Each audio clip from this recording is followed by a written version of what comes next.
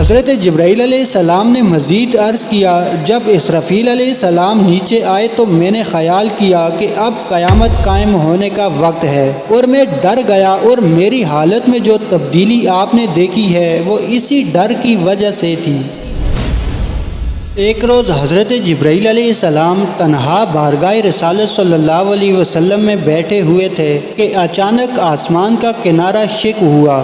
نبی کریم صلی اللہ علیہ وسلم نے دیکھا کہ جیسے ہی آسمان شق ہوا تو جبرائیل علیہ السلام سمٹنا شروع ہو گئے، سر زمین پر رکھنے لگے، یعنی اس قدر جھکے کہ یوں لگتا تھا گویا سر زمین کو لگ رہا ہے، اور ان پر تواضع اور عاجزی، خوف اور گھبراہٹ کے آثار نمایاں ہونے لگے۔ حضرت جبرائیل علیہ السلام اسی حالت میں تھے کہ انسانی شکل میں ایک فرشتہ حضور صلی اللہ علیہ وسلم کے پاس نمودار ہوا۔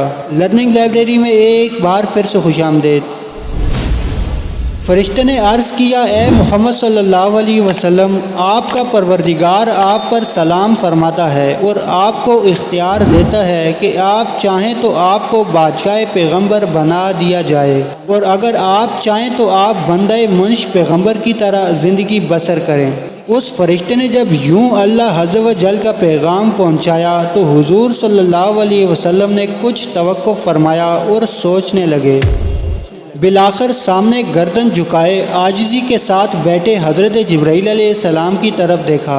حضرت جبرائیل علیہ السلام سمجھ گئے کہ حضور صلی اللہ علیہ وسلم اس معاملے میں مجھ سے مشورہ طلب فرماتے ہیں، تو عرض گزار ہوئے، اے اللہ کے رسول صلی اللہ علیہ وسلم، بندگی اور عاجزی اختیار فرمائیں۔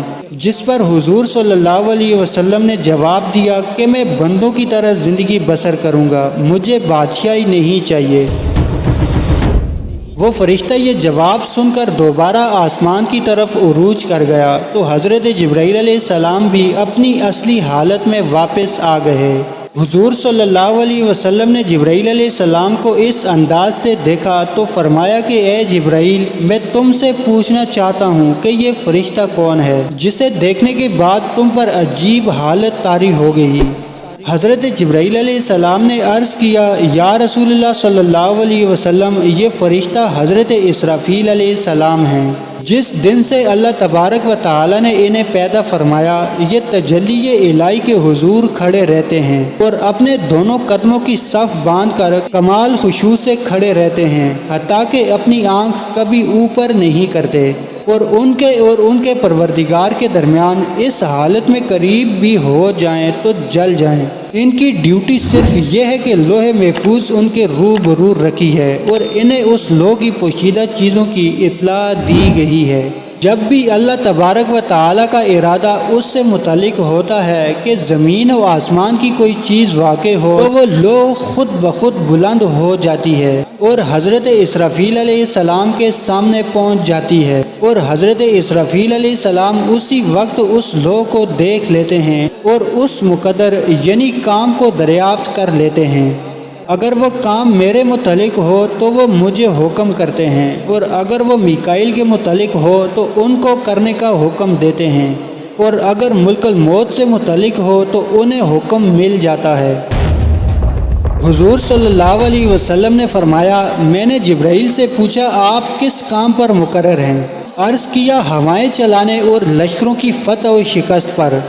پھر پوچھا، اور میکائیل؟ عرض کیا، بارش اور نباتات پر۔ پھر پوچھا، اور ملک الموت؟ تو عرض کیا، روحیں قبض کرنے پر۔ حضرت جبرائیل علیہ السلام نے مزید عرض کیا، جب اسرافیل علیہ السلام نیچے آئے تو میں نے خیال کیا کہ اب قیامت قائم ہونے کا وقت ہے، اور میں ڈر گیا، اور میری حالت میں جو تبدیلی آپ نے دیکھی ہے وہ اسی ڈر کی وجہ سے تھی۔ حضرت اسرافیل علیہ السلام اللہ کے وہ مقرر فرشتے ہیں جو اپنے منہ میں سور لیے ہوئے ہیں کہ جیسے ہی انہیں حکم ہوگا تو وہ سور پھونک دیں گے اور یہ قیامت کے قائم ہونے کا دن ہوگا۔ ان تمام تر بیان کردہ روایت کے مطابق حضرت اسرافیل علیہ السلام اس حوالے سے سب سے زیادہ افضل ہیں کہ آپ قرب و منزلت اور لوح محفوظ کی پوشیدہ چیزوں پر مطلع ہونے پر سب سے آگے ہیں، یہاں تک کہ حضرت جبرائیل، میکائیل اور عزرائیل علیہ السلام پر بھی حکم چلاتے ہیں۔